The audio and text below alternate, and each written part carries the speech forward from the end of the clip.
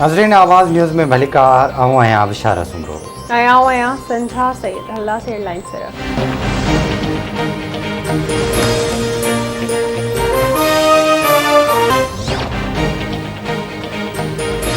MPa जाम अवेज खुराम समेत 6 जवाबदार judicial remand से जेल हवाले मलिर कोर्ट में नाज़िम जोकियो केस की बुधणी अदालत पुलिस जिस्मानी रिमांड में वाद वारी दरख्वास्त रद्द करे छॾी।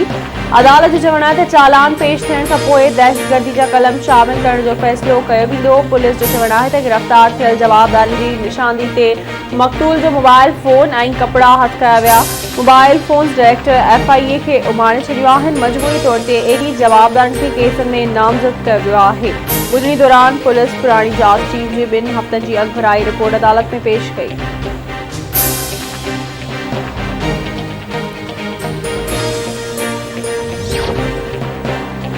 सिंध काबीना रबी में बाण ते सब्सिडी ॾियण वारे पैकेज जी मंज़ूरी ॾेई छॾी। सिंध जे वॾे वज़ीर सैयद मुराद अली शाह जी सदारत हेठि सिंध काबीना जो इजलास। कणक जो ख़रीदारी अघु 2200 रुपया फी मण मुक़ररु करण जो फ़ैसिलो। वफ़ाक़ी ऐं सूबाई हुकूमतूं 50-50% जे हिसाब सां सब्सिडी ॾींदियूं। सिंध जो हिसो 21.6% थिए थो। भाण ऐं ॿियनि ज़रई शयुनि जा अघ वधी विया आहिनि। उमेद त असांजा आबादगार वधीक कणक पोखींदा। सिंध काबीना सोशल वेलफेयर जे वज़ीर साजिद जोकियो ऐं मंज़ूर वसाण जी तरक़ियाती कमनि बाबति इजलास खे ब्रीफिंग। सिंध काबीना गुज़िरियल इजलास जा मिनट्स मंज़ूर करे वरिता। काबीना पारां सिंध पुलिस कैडर सर्विस ठाहिण जो फ़ैसिलो। अॻूणे IG सिंध गुलाम हैदर जमाली ख़िलाफ़ आमनी खां वधीक असां ठाहिण जी इंक्वायरी। अदालत गुलाम हैदर जमाली जी 10 ॾींहनि वारी हिफ़ाज़ती ज़मानत मंज़ूर करे वरिती। सिंध हाई कोर्ट पारां 10 ॾींहं अंदरि लाॻापियल अदालत सां राबितो करण जो हुकुम।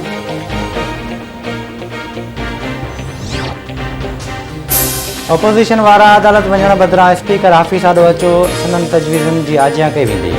मुख़ालिफ़ धिर वारनि जा ख़दशा ख़तम कया वेंदा। वफ़ाक़ी वज़ीर फवाद चौधरी जो ट्वीट चवे थो ज़रदारी ऐं शरीफ़ कुटुंब जी सियासत माज़ी जो किसो थी वई आहे। समुंड पार पाकिस्तानियुनि खे वोट जो हक़ ॾियण खां पोइ ते नथा हटी सघूं। सिंध असेंबली में मुख़ालिफ़ धिर जे अॻवान हलीम आदिल शेख जो चवणु आहे त गुज़िरियल ॾींहुं मुख़ालिफ़ धिर समुंड पार पाकिस्तानियुनि सां दुश्मनी कई।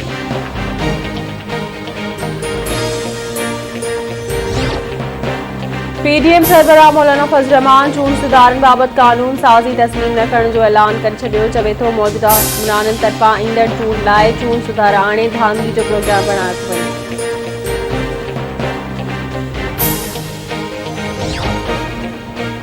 नाम नियाज़ चूंड सुधारनि जी ॻाल्हि थी आहे। इलेक्ट्रॉनिक मशीन दुनिया में नाकाम थी चुकी आहे।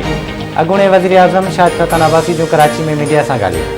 चवे थो जजिस ऐं नैब खे केसिस जी ॼाण न आहे। हिते इलेक्शन चोरी थींदो आहे।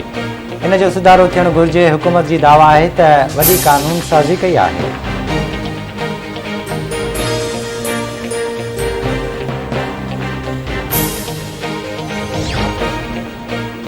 मुल्क में कोरोना वायरस के 10 मरीज़ फौत। फौतुनि में 28,608 थी वियो। 24 कलाकनि दौरान 497 केस रिपोर्ट। मजबूरी केसनि जो अंग 12,80,822 थी वियो। 12,29,683 मरीज़ वायरस के शिकस्त ॾेई सिहतयाब थी विया।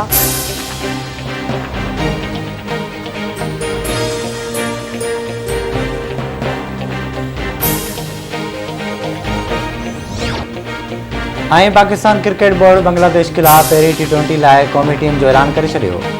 पहिरीं T20 लाइ कप्तान बाबर आज़म कंदो। शादाब ख़ान क़ौमी टीम जो नाइब कप्तान हूंदो। मोहम्मद रिज़वान, हैदर अली, फ़खर ज़मा, शुएब मलिक, खुशदिल शाह, हसन अली ऐं शाहीन आफ़रीदी समेत ॿिया रांदीगर बि क़ौमी टीम में शामिल।